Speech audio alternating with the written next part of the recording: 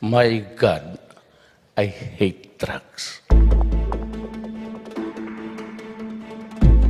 May I call the Government Corporate Council now?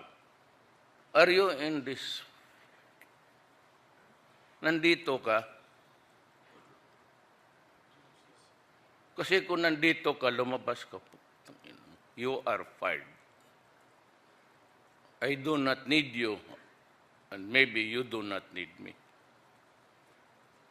Alam mo yung APECO was granted a franchise, report and everything. And there's always that accompanying provision about gambling. Wala akong magawa eh. I don't like it. I have a very bad experience about gambling when I was young.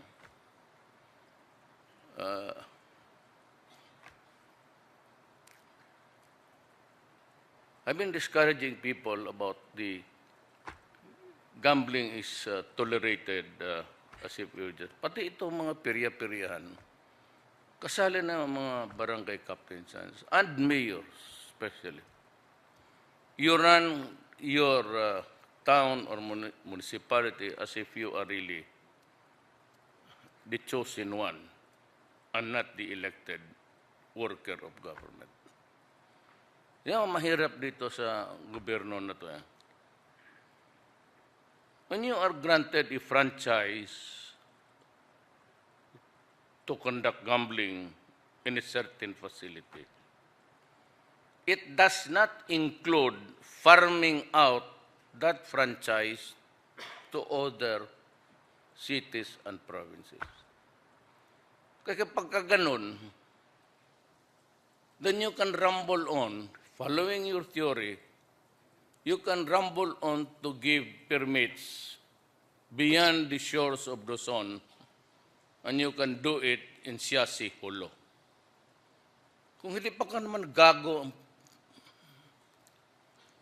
So, you are just like a PAGCOR operating an independent entity with the same powers na you grant everything.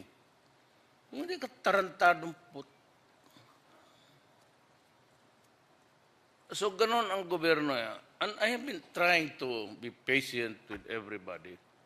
But there always is that opportunity to interpret a law or insist on your stupid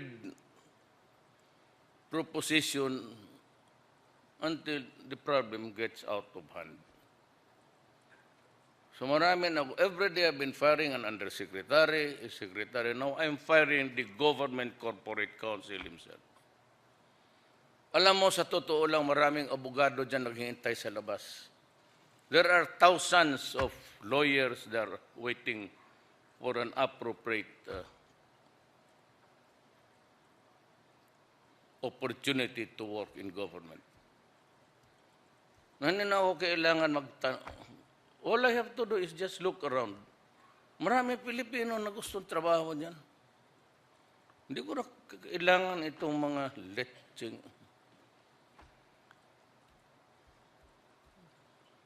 I am sorry, ha. I do not, you are not Duma, hindi kayo. I ask for an apology. But this is just palabas ko lang sa ko ng loob.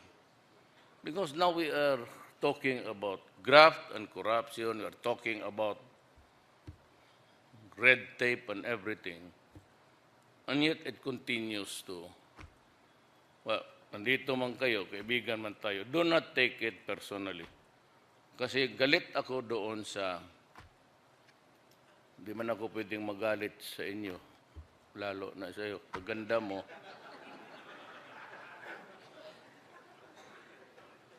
hinarapan nila yung picture, picture ko.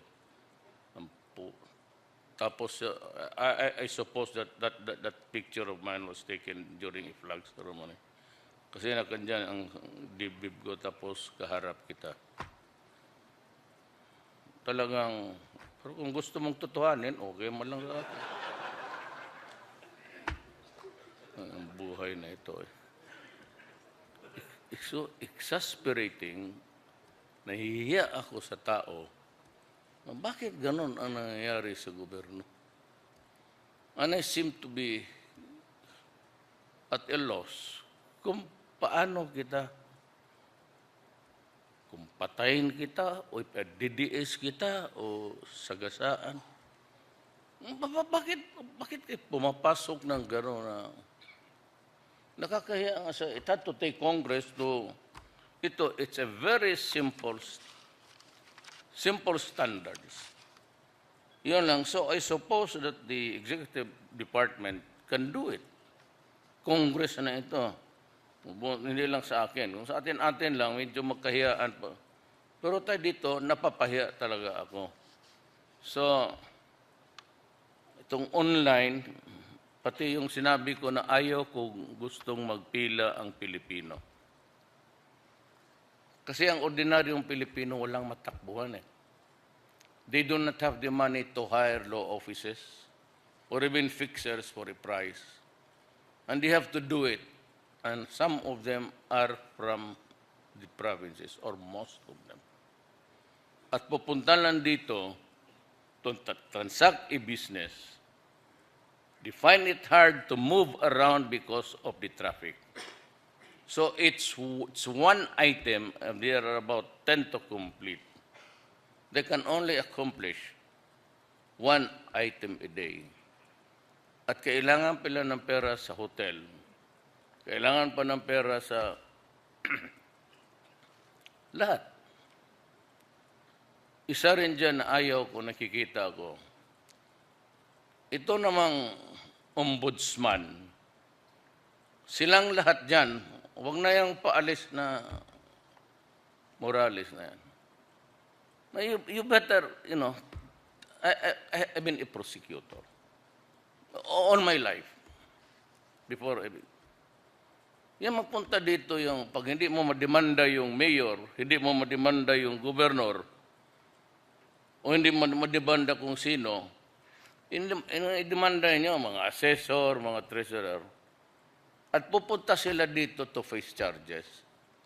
And they have to go to you, maghingi lang naman ng baon o pamasahe to buy the ticket. Because if you do not appear during that day, you will be declared you will be arrested again. Or you are considered to have jumped bail. At ito yung tinatamaan na wala namang choice. There are no choices. Because pag sinabi ng mayor yan, pag sinabi ng pirmahan, pipirmahan talaga yan. Ganun yan. Hindi naman bibigyan niya. Greed. Sana, sige, pirmahan mo yan, bigyan kita ng pera. Wala, pagputok niyan, they are the ones being charged. Usually, because they cannot hire a lawyer of his own choice. Kaya ganun ang nangyari. So they come to Manila in tatters. Butas-butas yung barong. Pagdating dito, they suffer kung saan-saan na lang magtira. And they are late even, so they have to be there at 5 o'clock in the morning dyan sa Sandigan. Nakakaawa. Wala naman silang mapuntahan na iba. I'm not saying it's graft, but there is really something wrong, seriously wrong with this country. And I don't know how, anong generation na makorek ito mga to. Thousands of cases like this. Walang mapuntahan ang tao. Kaya ako, may gusto akong sabihin na experience ko. Sabihin naman, nagyayabang ako, wag na lang. Pero wala kasi silang mapuntahan eh. Kaya pag nagpunta yan sa akin, yun na, pagka-problema na tayo. Especially injustice. Hindi kasi madali mag-ano ng... I just like to inform everybody. No contract of government ever reaches my table. Not even for addendums and things like that. Not one, yung mga MRT highway, gano'n. Ang akin is the policy and appointments. Nothing of that sort ever reaches my table. Tanungin mo yan sila lahat, cabinet members. It's cradle to grave. If that is your project, well, that's fine. Work on it, make it perfect. Pagka pumutok yan, iyo yan. Pero sabihin mo ako, makialam ako, kayo nandito man talaga kayo. Alam mo, this kind of line has been repeated 1,000 times in this floor. Every president that I can remember was always talking of red tape, graft, and corruption and everything. That with no exception. Whether it was a perceptive thing or just an objective, always it has been bruited about hanggang dumating na lang sa akin. And corruption is still there. I remember vividly, during my time, the cabinet members were ordered to process papers online. And I said that you are limited to 30 days, pati yung mga director, 15 days. And in spite or despite of that warning,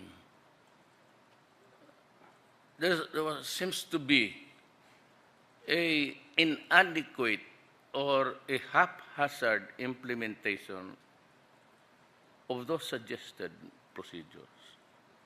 I am not attributing any of the cabinet members there. It could be a failure in the lower echelons of government.